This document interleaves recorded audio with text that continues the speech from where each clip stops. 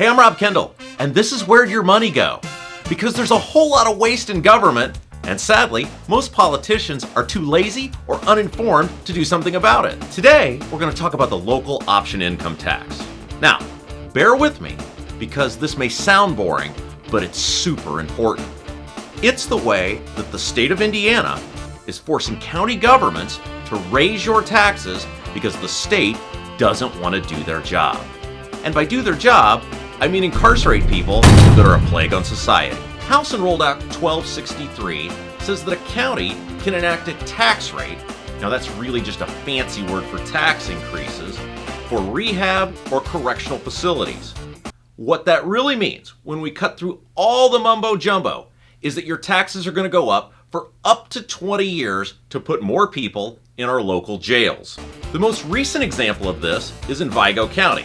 Now, if you look on a map, that's basically Terre Haute. What they did in Vigo County was they raised their local option income tax from 1.25% to 2%. That's a 62.5% increase. What's that mean in real money?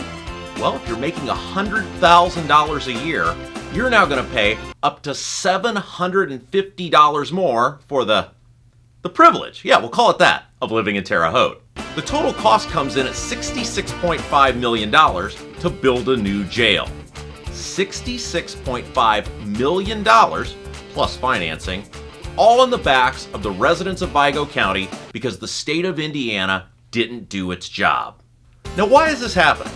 Well, almost 5 years ago, the Indiana legislature dissolved itself of doing its job. They gave it a fancy name called criminal reform, so you would think they're working really hard. But all criminal reform did was pass the cost of incarcerating people we don't want on the street to local governments. And in order for the local governments to be able to pay for it, they created, they being the state, a mechanism to raise taxes.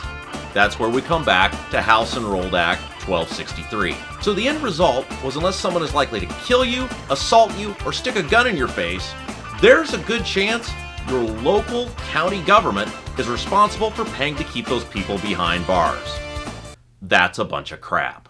And the legislators did this because they want to send home fancy mailers, paid for by you, the taxpayer, telling you how they're cutting your taxes. All they're really doing is abdicating their responsibility and shifting the cost onto someone else. The local option income tax, probably coming soon to a county near you.